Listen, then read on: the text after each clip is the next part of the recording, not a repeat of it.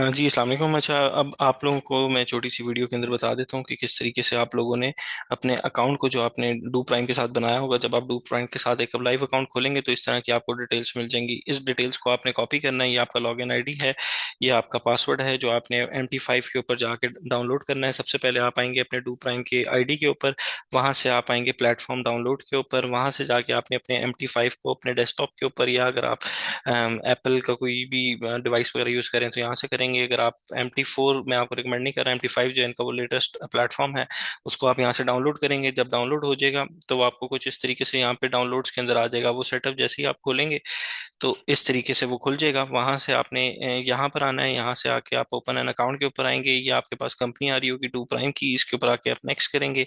यहाँ पे अपना आपने connect with an existing trade account के ऊपर क्लिक करना है। यहाँ पे आपने वो लॉगिन आईडी डालनी है, ये पासवर्ड डालना है, और आप अपने अपना सर्वर सेलेक्ट करना है, डेमो डू टेक्नोलॉजी लाइव का। उसके बाद फिनिश करेंगे तो यहाँ पर आपका अकाउंट MT5 के ऊपर ओपन हो जाएगा, और फिर आप यहाँ से अपनी ट्रेड्स वगैरह को प्लेस कर सकते हैं, जो कि आपको सिखाया जाएगा। ठीक है।